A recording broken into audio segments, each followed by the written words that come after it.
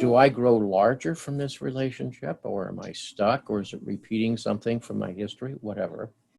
And the dirty little secret of all relationships, which nobody wants to hear, is the relationship with the other will never be any better than my relation to myself, because that's what I'm bringing to the other constantly. That's what's being engaged. That's what's making me choose that other, for example.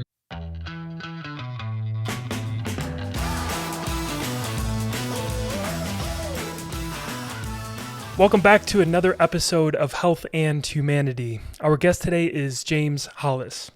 James Hollis, PhD, was born in Springfield, Illinois, and graduated from Manchester University in 1962 and Drew University in 1967. He taught humanities 26 years in various colleges and universities before retraining as a Jungian analyst at the Jung Institute of Zurich, Switzerland.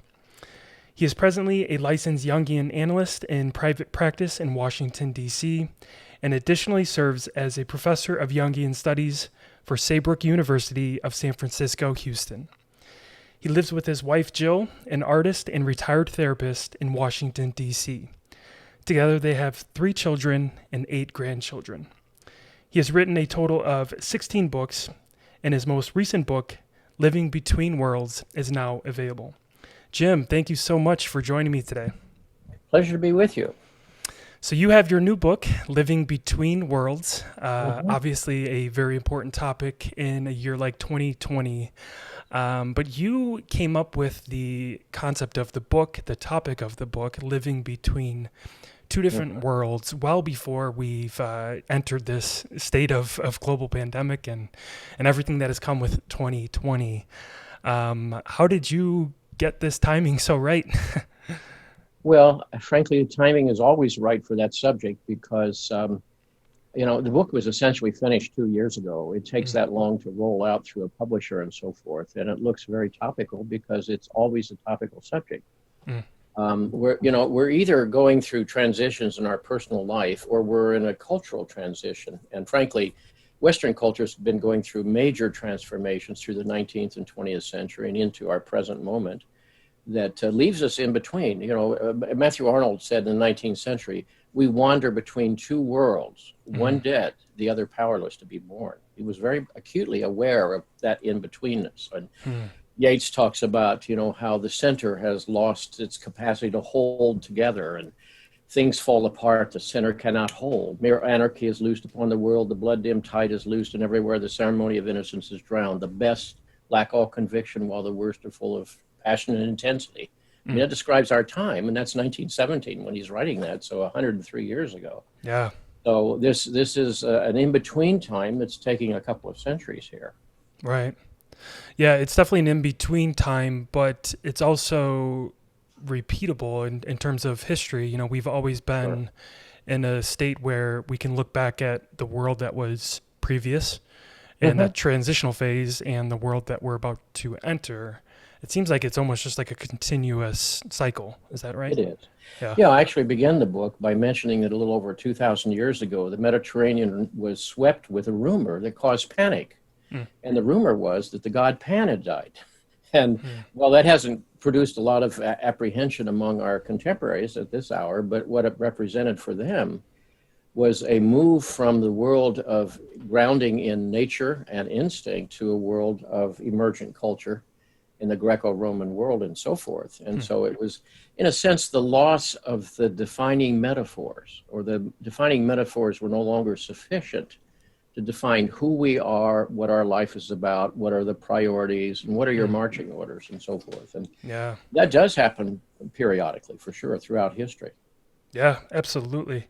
So when you say, the title of your book, Living Between Two Worlds, kind of walk us through that. I know you covered that a bit here, but what are those two different worlds, and how can we kind of navigate that transition? Well, we might want to look at it for a moment at the personal level. A number of years ago, when I returned from Zurich and started working with individuals, this is back in the 1970s, and I realized that people were bringing different presenting issues. They obviously had different histories, different families, all kinds of different professions and so forth. But one thing was in common, and that was everyone's understanding of self and world and their strategies for managing those issues was for some reason not working. And you don't just sort of drop into a total stranger and start talking about your problems unless you've really exhausted, your understandings and your strategies as best you can. And therefore, in a certain way, there's something that's played out. The map no longer describes the territory. And, you don't know what's going to replace it. I mean, because the first assumption is, how do I re-energize the old map and go back to what I believe to be, my identity and how I'm to function in this world. But I began to realize, well, this is a classic passage. It's not, a new phenomenon. A passage occurs when something has been exhausted, played out, or frankly outgrown. And, the new is not yet there. And one is caught in that in-between time. I remember, for example, a dream from a woman who was 40 years old, right on schedule. Her last child had left for the military, as I recall, and her marriage was stabilized to the degree it was going to be. And she suddenly looked at herself and said, basically, who am I? And her first dream scared her, because her first dream was, I'm in a hospital, and my aunt comes and tells me it's time to die. And in the dream, I say, oh, okay, she accepts it. And her concern, bringing that dream in her first session, was, do I have some terminal illness? And I said, well, yes, but it's going to take another 40 years to play out, let's hope. Wow. But it's a classic midlife thing, saying, all right, you served your script. You had 3.2 children, you lived in the suburbs, you got married, you became a professional in this, et cetera, et cetera. But your life now is coming back to you in a new way. This time you're not a toddler trying to figure out what it's about in a world of giants. Right. You have some sense of what works for you, what doesn't work for you. And this is the beginning of a whole new life for her, but it certainly didn't feel like it to her at the time. And the interesting thing is, the dream maker chose to be the messenger, to be the bearer of this news that you're going to die, was her favorite relative, and the one that she always found, the one who always supported her through her life, first 40 years. Wow. And so you realize, all right, this is a helpful message from somewhere that's saying, okay, let's let go of what your previous script is. It was well done. You just don't have to repeat it. Right. Now we're going to have to sort of assemble a whole new sense of who you are and what your life's going to be about.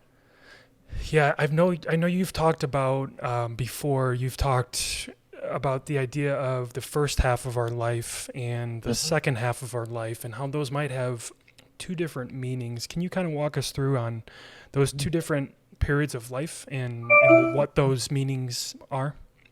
Okay, sure. And of course, I'm using the phrase half of life very loosely. It varies from person to person. But in the first half of life, the basic question that life presents us with is, all right, can you mobilize enough ego strength and ego development to begin to step into this world, to deal with your parents, to deal with playmates, to deal with your grade school teacher, to begin to move into larger circles, to attain relationships, friendships, careers?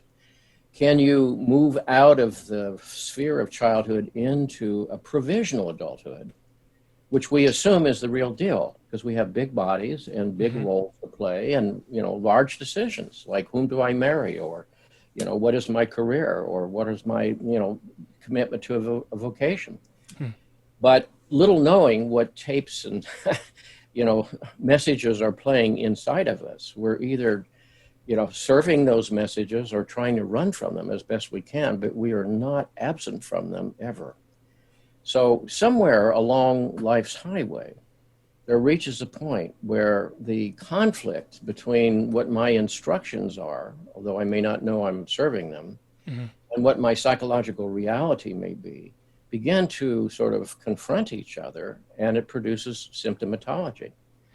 Or, in some cases, people have to gain enough ego strength to bear looking at themselves. Be able to look at, oh, well, why did I do that? Or what was I thinking when I chose that situation?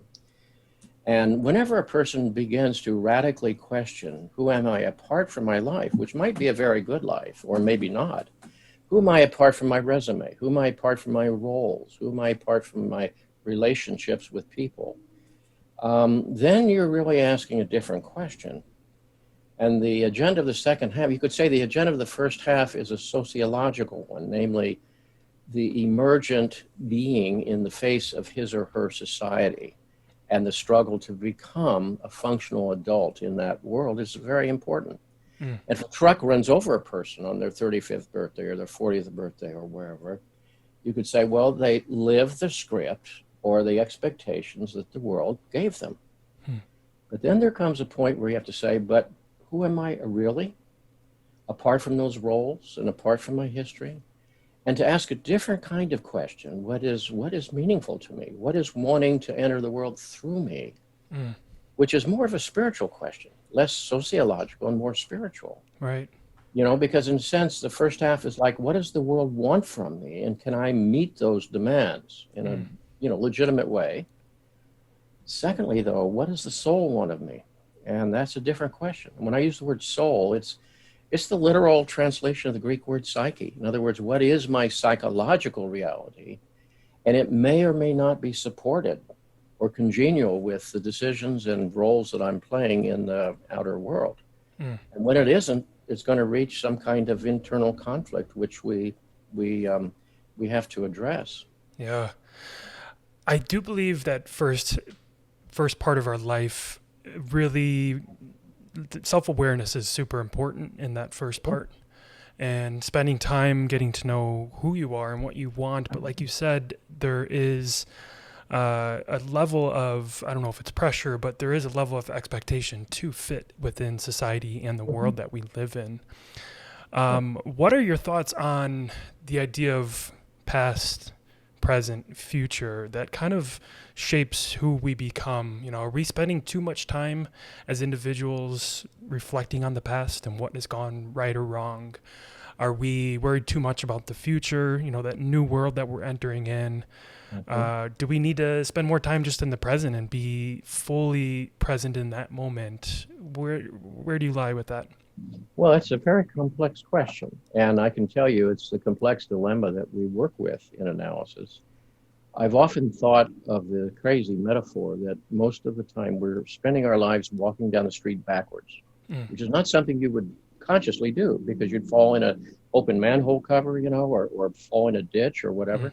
But psychologically, we're always operating out of our instructions from the past, our messages and the stories that we evolved from our lives. In other words, as children trying to make sense of the world, we have to evolve a series of stories. These stories are our interpretations of reality. They're not the reality. They're a child's perspective. All right. Who is this person? Are they safe? Are they reliable? Or the reverse? Am I okay myself? Or do I have to somehow twist myself into being acceptable to those in my environment? Those kinds of stories get pretty hardwired into us. And they produce our patterns. We don't consciously wake every morning and say, well, today I'm just going to serve an old story or do something, counterproductive to my health and well-being, but chances are we're doing that. So in a sense, what has to happen here is there has to be enough protest from within that it gets one's attention. Now, I'll use myself, for example. I had achieved my basic goals in life, an academic position, a doctorate, a family I loved. And then I had to say, all right, what's the next stage of this? And by age 34, 35, I was in a depression with all the outer things fine. And that's kind of disconcerting, to tell you the truth. So I had to ask, all right, why has the psyche autonomously reached up and pulled me under and said, there's something else you need to address in your life? And that led me to my first hour of therapy at age 35, sort of right on schedule. And it didn't feel to me like, I'm just beginning a second half of my life, like the lady with the dream in the hospital. It felt like a defeat of some kind, like, I just didn't work hard enough to figure this out. Right. But it was the beginning of another journey. And the point is the autonomy of the human psyche is not fooled by whatever our stories or our adaptations are or our successes. It doesn't pay much attention to our resume or our accomplishments. It Right. has its own reality. And you mess with nature, and sooner or later, nature's going to mess with you. Mm. And that happens to all of us to some degree. And frankly, our first tendency is to sort of push it back down, look for a pill to medicate it away, self-medicate, or just redouble our efforts. And then it has to escalate. And that's what brings people to an encounter with themselves. Mm. This is a widespread phenomenon, but we have to say, in history, usually the struggle for survival was so daily and so omnipresent, people didn't even have the luxury to reflect on these matters. You have to worry about whether you're going to kill the tiger or the tiger's going to eat you, and or the role of socially defined structures like gender roles, for example, or racial roles, or socioeconomic status roles were so powerful that sadly people's lives were caught in those without. It didn't mean that their psyches didn't revolt. It meant that there was no place to go with it, particularly without experiencing an enormous exile and so forth. Now you think about Tolstoy's The Death of Ivan Ilyich, published about 1885, I think. Ivan Ilyich is a name like Joe Johnson. It's meant to be an everyman kind of person. And he's a person who completely followed the script of his time, as many of us do. And, he married the right person. He espoused the right values. He lived in the right neighborhood. He became a lawyer, and he builds his career and becomes a judge. And everything's flowing the way it's supposed to, pleasantly, smoothly. And this is Tolstoy talking. When there's an ache in his side that doesn't go away, first it's an annoyance. He just tries to sort of push on through it. And in time, he learns he's suffering a terminal illness.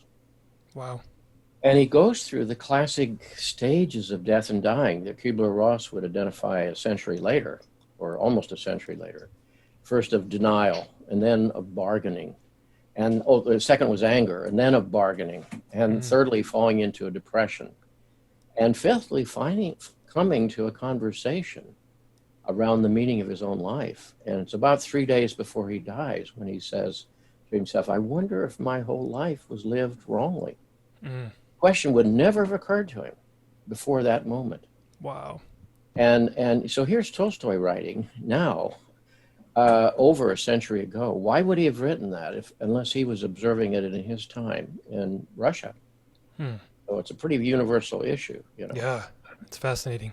Do you believe that we all have meaning for our life? Like, does each person have a specific meaning for their life? Yes, in this sense that there is some other intelligence. I mean, we tend to think of who we are as our ego functioning, just as you and I are talking at this moment, and hopefully people are watching and so forth.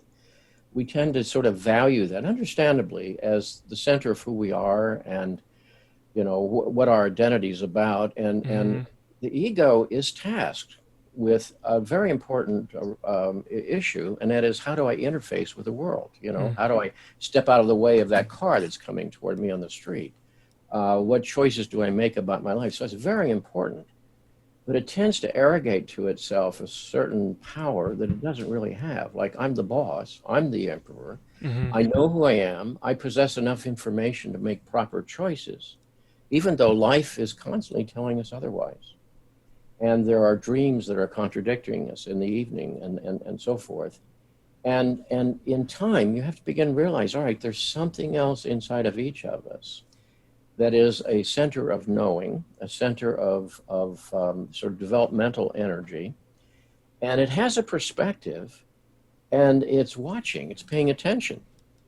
And it keeps trying to comment and to introduce us to a conversation. People will do anything to avoid a conversation with themselves. And this is one of the paradoxes of the viral sequestering at this moment. A lot of people are being forced to pull away from their usual plug-ins, like their family and their jobs and things like that, for which I have the deepest sympathy. I'm not being critical in any way. But it's almost like you're being asked to sort of meet yourself in a new way. You may not like that person that you meet, or you may find it very awkward or peculiar. And then what does that say about how you're living in the outer world before all this? And so inside of each of us, this is getting back to your question, inside of each of us, there's some kind of center. It's what Jung called the self, not to be confused with the ego. It's self with a capital S, which is really sort of the organic wisdom and developmental agenda of the whole organism. While we're talking, you and I are not consciously attending to the death and rebirth of cells in our body. We're not digesting our meals. We're not maintaining and emotionally sort of responding neurologically to all of these things going on. But what's running the show? And that selfhood is in some way, I think, in service of two agendas of nature. One is development. It's constantly pushing us into the next stage. Nature is constantly transitioning, so it's back to living between worlds. Mm-hmm. And secondly, it has our growth and healing as its motives. Because there's something in our psyche that's pushing us to the next stage and a new frontier, and there's something that's trying to heal and repair the damage. And in my field, just to add one piece here, rather than say about symptoms, how quickly do we get rid of them, which is how the ego would think, understandably, we'd rather ask the question, why has it come? What is it asking of me? So I, at midlife, was forced to ask, since I've accomplished all my goals, why am I not happy? Why am I not satisfied with that? Why am I feeling the loss of energy? And it hadn't occurred to me at that time to say, why is my psyche autonomously withdrawn approval and support from the agenda that the ego up here in its inflated kingship thinks is the priority for life? And that was a very humbling experience, but that's how you begin to come back and have a real conversation with yourself. Yeah. So how can somebody like yourself, who halfway through life looks around and says, look, on paper, I have everything, right? Like, I have a good home, I have a nice car, I have a family and a good job. Like, on paper, it all looks really nice and neat and pretty, but I'm not really happy. What are some things that you did to kind of rediscover that happiness? Well, you have to start a different conversation with yourself, which is what my experience was. And as I said, I didn't think, oh, I'm starting second half of life now, it's going to be quite different. But it was, and it was brought about by an autonomous other intrapsychically. And it was a humbling experience. It's not like how you get on top of this in a new way. It's rather what do you need to do to go back to the drawing board and figure out what's trying to seek expression through you. That's a whole different matter. And maybe what are the kinds of stories or clusters of energy that you call complexes that are really the secret engines of your life? You know, you think you're free and independent because you're a big person with big responsibilities and big decisions, but you know, you're always either serving that history or trying to run from it, or in some unconscious way trying to fix it through a life of distraction, a life of self-medication, or whatever the case may be. Yeah.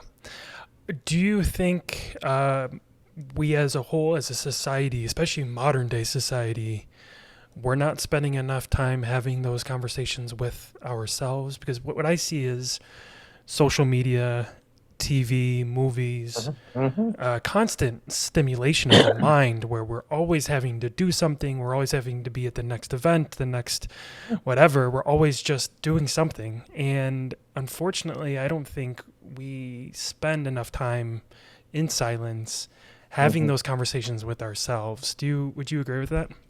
Oh, absolutely. You know, the chief contribution of popular culture is distraction. And why is it we have to be distracted? And what are we distracting from? This is not a new phenomenon. In the 17th century, Blaise Pascal writes in his Pensées, or Thoughts, he said, our chief problem stems from one source, and that is our inability to be with ourselves in our private chamber. Wow. And he said, even the court, privileged as they are, even the king, will grow anxious if he is alone with himself. Therefore, we have invented the jester. And the purpose of the jester is to distract the court from thinking of self. Now, that's 17th century.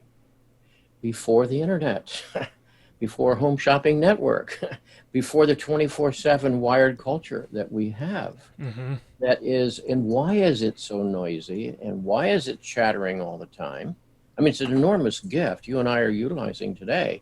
Sure. But why the chatter? It's to still the voice of something inside of us. Mm. And I think as people live between worlds and don't really reflect on that, what that really means, it produces an existential anxiety.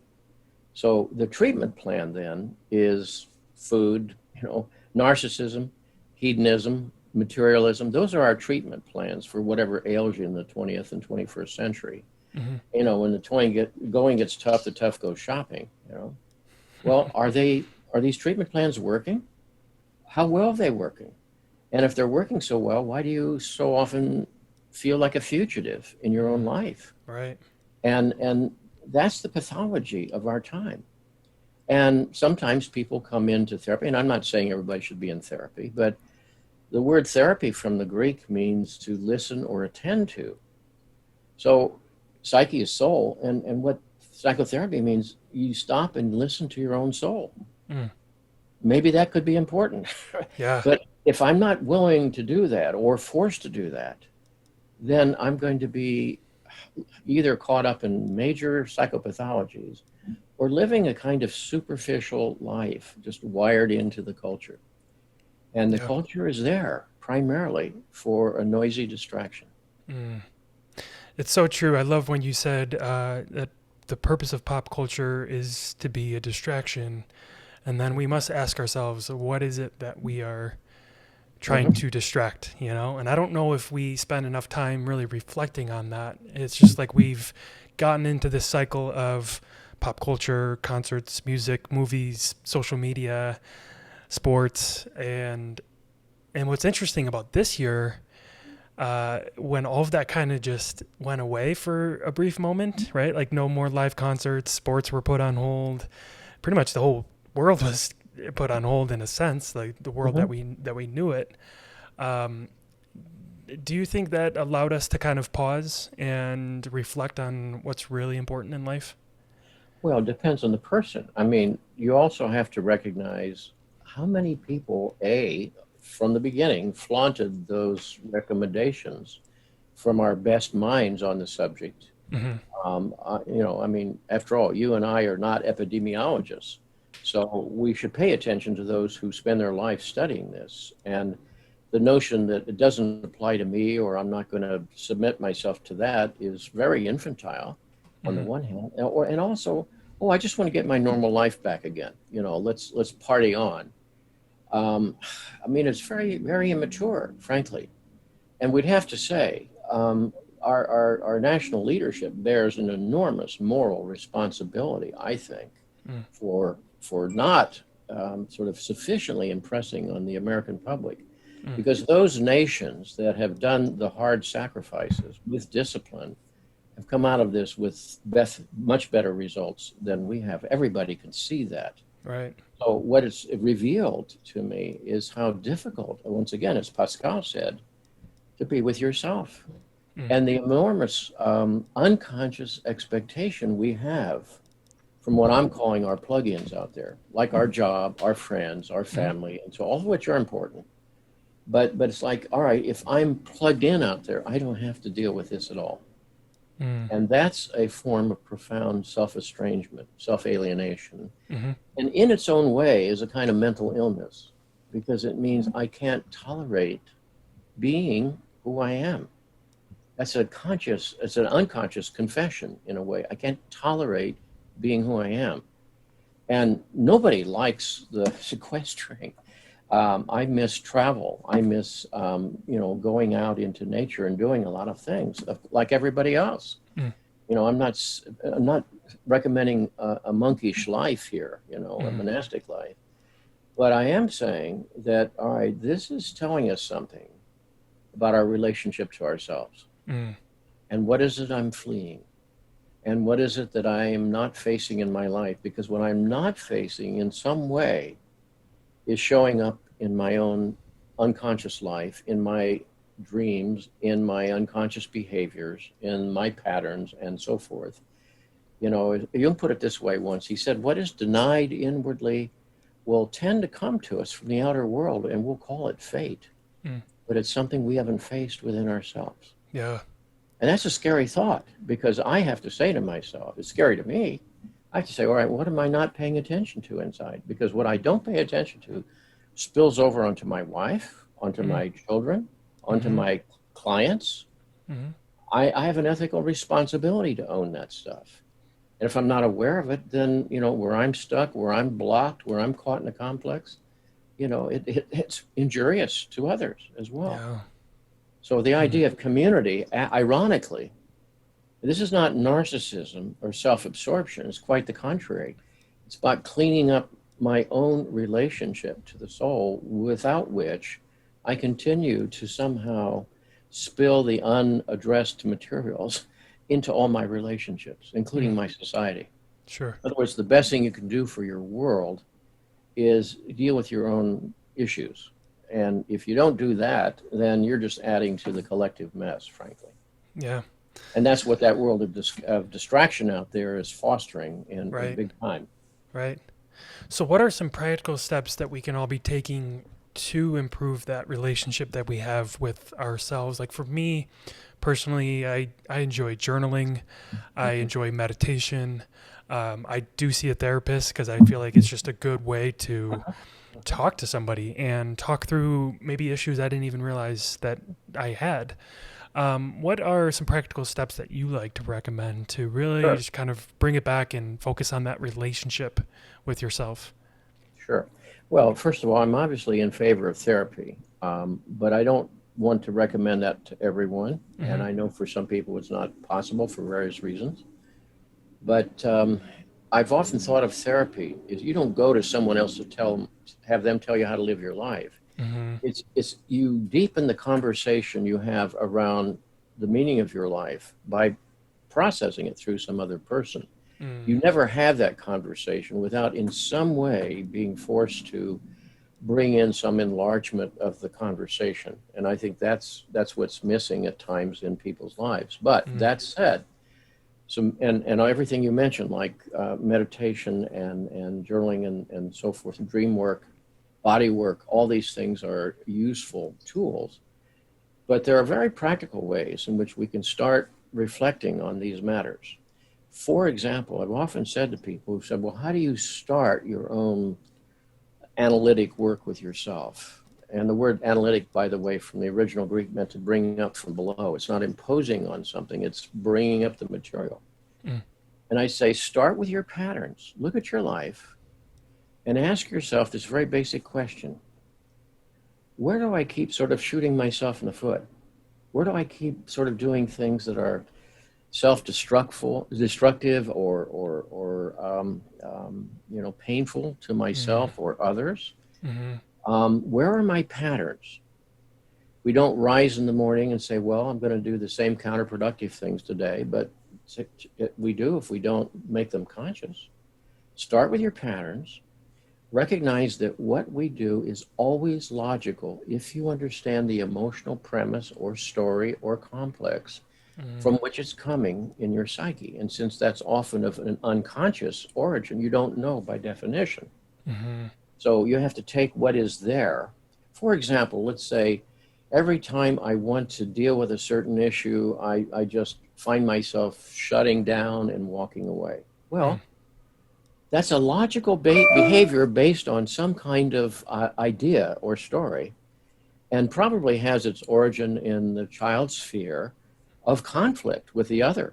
And, for a child, shutting it down and walking away is a primal defense. It's called avoidance.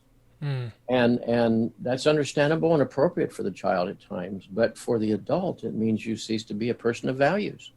You don't address the needs of your life. You don't move forward. You stay stuck in stuckness. Wow. So you start with your patterns and you say, all right, the ones that I find helpful or hurtful to myself or others is where I have to start studying what kind of idea or story or charged cluster of energy is this in service to? And then you begin, because by definition, you can't talk about the unconscious, but the patterns are conscious. So it's how you begin to bridge back into that world. You also pay attention to your dreams. I work a lot with dreams, as analysts do. And by the way, I'm now 80, and if you live to be 80, 6 years of your life will have been spent dreaming, which is extraordinary. Wow. 6 years. Now, nature doesn't waste energy. Nature is working with our psyche through the dream world for some reason. I think one of the reasons, whether we pay attention to them or not, is that it's processing the magnitude of the stimuli that bombard us in any 24 hours. And so it sort of takes us to bed, to this comatose situation where the psyche doesn't stop working and continues to process that stuff. That's number one. So when people have been in dream research laboratories and they were allowed to sleep but not dreams, after a certain number of days, they tend to have hallucinations.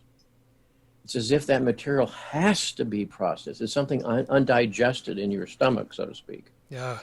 But secondly, if you pay attention to your dreams over time, and it's not a science, it's an art, you begin to realize, okay, there's something in there that's commenting on my life. And if it were true that there is some primal, ageless wisdom inside of me, the wisdom of nature, and it's invested in the well-being of this organism, because nature's not particularly interested in having us build a resume or fitting in. It's here to be healthy. And if it's true, it continues to comment, wouldn't it make sense for me to pay attention and to realize through this symbolic language, it's commenting on my relations with myself, with my family, and with people around me. And when that happens, you begin to realize that the authority in your life begins to move from the external world to something inside. I've seen it happen in therapy. In other words, we have it when we're children. It's called instinct. Your instinct knows what's right for you, but you have to understandably submit that instinct to the socialization process. So we learn to stop at stoplights appropriately because it's a safer world in which when we do that. But as Freud put it very succinctly, the price of civilization is neurosis, meaning we now have two agendas. One is your natural inclination and one is your social instruction. And the more diverse their agendas, the deeper the split within you, the deeper the pathology. So when we begin over time to explore, all right, what is my nature asking of me? And how do I begin to honor that in the context of my real life social situation, which is very complicated. But then if I ignore that, all I'm doing is deepening that wedge intrapsychically, which always sooner or later spills into the world in some troubled way. So the work of self-awareness can be helped by reading books. Otherwise, I wouldn't write books. I've always thought of myself as a teacher first. And I think of the books as classrooms that are spread over people's lives, into people's homes. But you can learn from books, and you can learn from therapy, and you can learn from these telecasts. But in the end, you have to bring it back home and make it yours and say, all right, what's going on here? Another way of beginning to explore the unconscious is to say of any given behavior or any given impulse that rises, where is that coming from inside of me, really? Now, I have to add that word really, because frankly, you can't trust your first response. Your first response will be the defense of the old order. One of the sure signs of the presence of complexes, or archaic stories that are governing our lives, is a ready rationalization to justify them, to legitimize them. Oh, I just did that because that's the way things are, or I did it because you did this. Our life is full of excuses. And all of those, what do? They ratify the status quo. And so you begin to realize, oh, wait a second, where did that really come from inside of me? Maybe I just did a good thing. Then I realized, that came out of an old place in me that's codependent, that's afraid to put myself out there. or maybe there's a part of me that, there's an interest I have or a talent that's wishing expression in the world, and I have 1,000 reasons not to do it. I don't have time, I don't have the money, the kids need this and that, people will laugh at me, whatever, and you don't do it. Mm. And then you say, oh, well, the rationalizations won again, didn't they? And something in you is now dying, and you are to blame for that. Mm. I've had so many people through the years say this sentence, I always wanted to, but. And sometimes there were real world obstacles, understandably. But most of the obstacles in people who use that sentence are self-imposed obstacles. Mm. How many people have always said, I always wanted to do X, Y, and Z, but at a critical point said, not going to do it because there's some blocking fear there or lack of permission. So there are a couple of major projects in the second half of life. One is to seize permission to really have your life back. Mm. That sounds peculiar because everybody thinks, oh, I do. I own a house. I'm doing this. No, that's all just following instructions. Permission means to actually feel what you actually feel. Own what you really want to do with your life. Follow those desires. Being mindful always of the impact on others. We're not indulging in narcissism here. It's all right, pay attention to that, but mobilize the courage to take it seriously for a change, all right? And secondly is the recovery of personal authority. I may be perfectly functional in the outer world, but I'm mostly in service to these historic, instructions that I have, that we talked about at the beginning. And personal authority is, I have to sort through the immense traffic that's going on inside of each of us at all times. It's busier than O'Hare or Hartfield-Jackson at rush hour in terms of messages coming and going. Which ones come from your soul? Which ones come from your family of origin, which are urgent summonses from the outside world, which have a legitimate call upon your attention? Which is the noise and chaff of our culture?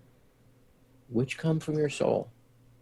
And if you can't sort through some of that and begin to elect, to choose to put energy to those that come from your own depths, it's always going to be a superficial life. You might be fitting in, but fitting in isn't the goal, right?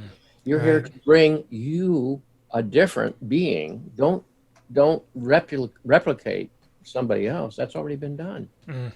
You're supposed to bring you as a separate chip in this mosaic into this world. Yeah. The avoidance of which is really diminishing the whole, because it's removing the gift of your personhood from that world. Yeah. Jim, you just gave us a ton of information there that, for me, as I was listening to you, there were so many points you made that really hit home.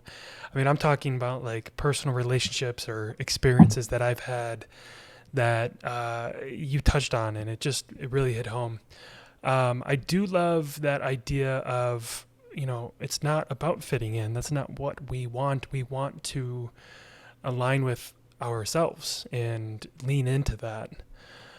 So for someone, let's say like myself, because we're talking about the first half of life, second half of life, somebody like myself, I'm 28 years old. Let's say I do live to 80, or if I'm fortunate enough to live to 100, would I be able to enter that stage of life, that second half of life? Does it have to be like literally at 50 years old, now I'm into my second half of life, or can I start entering that now at 28? Well, let me say I'm impressed that you're only 28, because you're asking very good questions for 28. Thank you. Number one. Number two, life is a series of departures, and life will bring you new questions. And whatever is true for today, in 10 years from now, you have outlived by and large. Don't feel that that's a failure. Simply say this is the natural evolutionary process of the human soul that goes through these stages. What your advantage is as a 28-year-old here is now you're aware of that.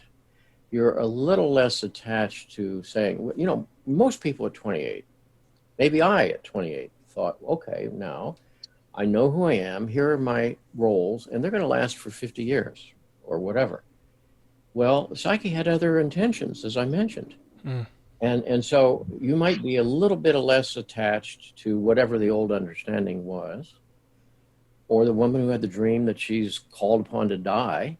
Mm. Well, it was what was dying was her understanding of the first half of life and of life itself. And what was waiting to be reborn was one more appropriate to the next stage.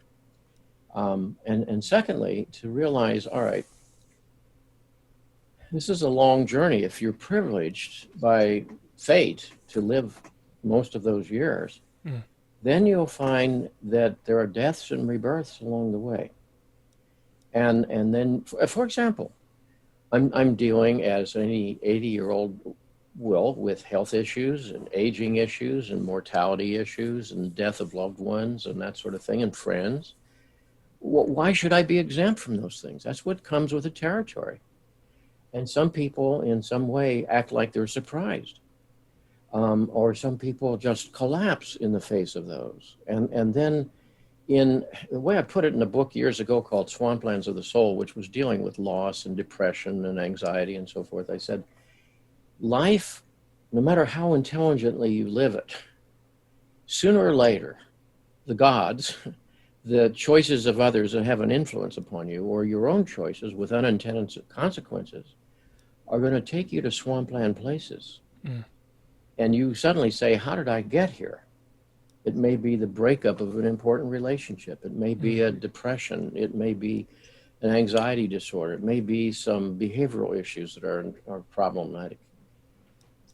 In those situations, the natural thing we want to do is go back to the old order as quickly as possible.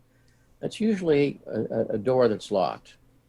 It's rather to say this question: in this situation where I'm feeling like a victim and I'm whining a lot and I want to get out of it as quickly as possible, I'd rather have to ask the question, what is the psychologically developmental task that comes to me in this situation over which I have no control?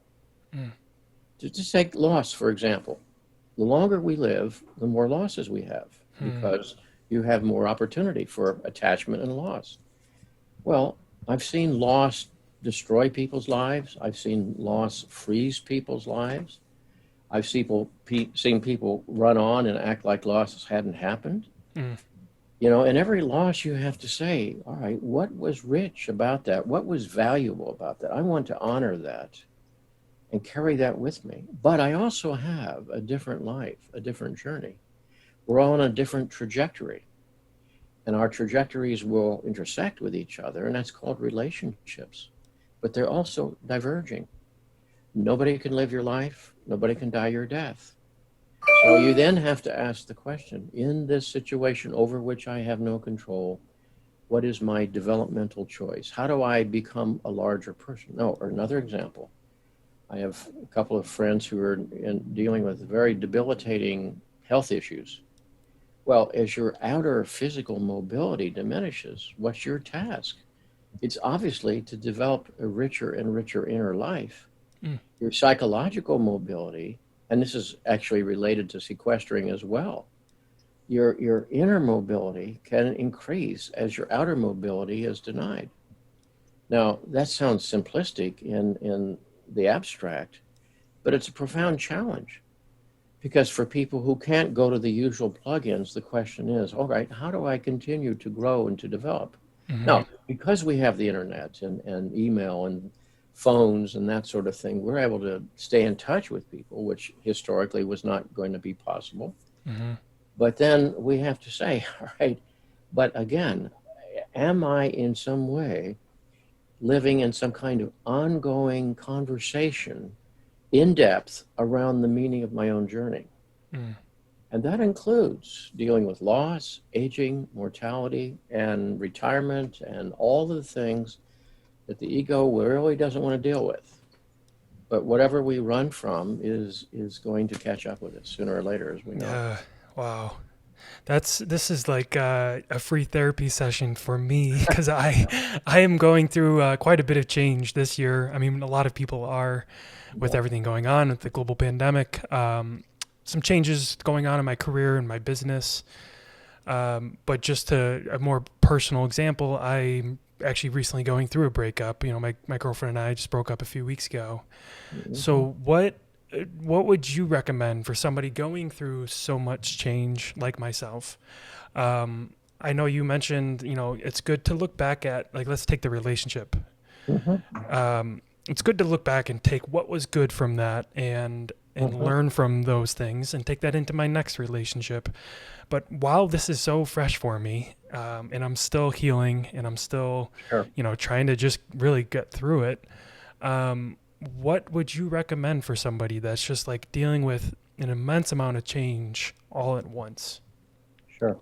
Well, first of all, be honest and grieve. I mean, Mm, it's not honest is going to pathologize as self-medication or flight or stuckness in some area. You have to grieve, and when you grieve, is something of value is being honored, and something not presently available. But then, as I've already mentioned, and you referred, you carry what was valuable about it with you as mm-hmm, best you can. mm-hmm, It's also true that life is a series of attachments and losses, and your life is going to go through many of them, and you have to be, in a sense, more and more prepared for the next engagement with mm, people. Because there's a bottom line issue here in all relationships. And I talked about this in a book some years ago called The Eden Project, which was referencing this sort of archetypal desire to find the right person and fold our journey back into theirs. It's going to be so comforting to sort of go home, as it were. Well, that's that's also a certain form of psychological annihilation, you see, because your own individuation is abrogated in the face of that dependency and regression and so forth. But it's in all of us. That's a natural sure. tendency. So then the question is, do I grow larger from this relationship, or am I stuck, or is it repeating something from my history, whatever? Mm, And the dirty little secret of all relationships, which nobody wants to hear, is the relationship with the other will never be any better than my relation to myself, mm, because that's what I'm bringing to the other constantly. That's what's being engaged. That's what's making me choose that other, for example. mm, That's causing our strategies to evolve. So that one of the things you want to always look for in finding a mature relationship is this a person who is trying in some way to be accountable and to pay attention to their own psychological history and what their patterns are and so forth. And because romance is so intoxicating and so narcotic in a way, but it's usually solved or treated by familiarity, and then you have to deal with the reality of the person who has emerged from behind that haze. mm, So the question of the long run is, am I bringing my best self to the table here mm, with this other? And is that person honestly trying to do that? None of us is ever healed fully. None of us is perfect. There will always be life's issues. right. But after the in love stage dissolves, as it will, can it be replaced with something we call love? Mm, Because love is really understanding. I'm a broken individual who's doing his best in this crazy world. And I'm engaging with this other person who is also broken. And is this engagement, this meeting, is it worthy of the investment of my energies? mm, And if so, to be willing in a good faith way to honor that, to sacrifice for that, to commit to that. And if it's not, it's still been a successful courtship because you might be disappointed in the outcome, but it's been successful because you needed to answer that question. And mm, if you don't address that question, it'll come up and bite you in the rear anyhow. yeah. So when I hear that people have been in a relationship for 50 years, I don't necessarily stand up and applaud. I have to ask myself, well, was that because the familial expectations or gender role expectations were so massive that they had no psychological choice, or they were afraid to step out into the world on their own? Or did their soul grow and engage and enlarge by being in that relationship? And from outside, I don't have a clue. Mm-hmm. So that's why I would not say longevity equals something good. It depends what happens to the soul of the person inside of that relationship, Wow. you That's see. beautiful. Absolutely beautiful. I think that's the big takeaway for me, as I reflect on the relationship and what went right or wrong, is that I feel like we were both, because it's not just me or not just her, we were both in a state where we didn't spend time really reflecting on ourselves and that relationship with ourselves. And we got into this cycle of just being with each other and not really being comfortable with who we were individually. Mhm. So that's, I think, exactly what you're kind of inferring there. And I think that's spot on. So, Mhm. Mhm. Well, life is difficult and then you die. So right. all you can do is reflect on these matters and sort of ask yourself, and what does my psyche have to say about that? Which is not a question that our culture has ever trained us to ask. Mm-hmm. And I only learned to ask it myself because the psyche insisted on it. So I don't want to sound like I was ahead of the game. I wasn't. Sure. And how do I honor that and live that in the real world around me with Mm. real commitments and real challenges? And frankly, I've said to many people, this is not about a cure because we're not a disease. We're an ongoing venture. This is about making your life more interesting to you. This is a grand journey, sir Mm. or madam, a grand journey. And are you in it? Are you on the bridge of your ship with the waves crashing all around you? Or are you staying close to the harbor? Mm. Because if you don't get out there in the high seas, you're not going to find the new land that is waiting for you. And that's a larger you and a richer set of relationships than you could have ever imagined. Wow. That is, it's about as good as it gets there, Jim. I think that's a very powerful message to end on. Before I let you go, where would you like people to find you online? You have your new book, Living Between Worlds, that can be bought on Amazon. Where else can they find the book? Well, I think anywhere they can find the book is good. I can't Good. answer that question. And, Okay. I just hope it's useful and helpful to people because that's why I wrote it. Yeah. It, as I said, I think of myself as a teacher, and we've been doing this kind of exploration here. We crunched a lot of stuff in a very short time, Right. naturally. But if you want to see that unfolding, there's a whole 16 books there addressing that sort of thing. Yeah. I'm not promoting the books. That's not my point.